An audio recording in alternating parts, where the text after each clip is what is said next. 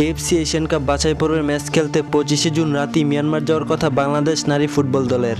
দেশ ছাড়ার আগে বাছাই পর্বের জন্য 23 সদস্যের দল ঘোষণা করেছে বাংলাদেশ ফুটবল ফেডারেশন বাফুফে। বাছাই পর্বে বাংলাদেশ আছে গ্রুপ সিতে। এই গ্রুপে বাহরাইন, মিয়ানমার ও তুর্কমেনিস্তানের বিপক্ষে ম্যাচের জন্য ঘোষিত স্কোয়াডে 3টি পরিবর্তন এনেছে কোচ পিটার বাটলার। বাদ পড়েছেন 2 গোলকিপার মেঘলা রানী ও ফেরদৌসী আক্তার। এছাড়াও বাদ পড়েছেন মিডফিল্ডার শান্তি মার্ডিও। তাদের জায়গায় স্কোয়াডে ডাক পেয়েছেন গোলকিপার মিলি আক্তার ও স্বর্ণা রানী এবং ডিফেন্ডার নীলুফা ইয়াসমিন।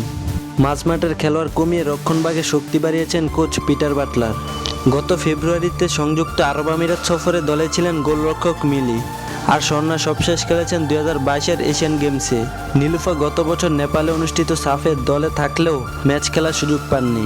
মিয়ানমার সফর দিয়ে 3 জনই দলে ফিরলেন। সবশেষ গত মাসে জর্ডানে অনুষ্ঠিত ত্রিদেশীয় টুর্নামেন্টে শক্তিশালী জর্ডান ও ইন্দোনেশিয়ার সঙ্গে ড্র করেছিল বাংলাদেশের মেয়েরা।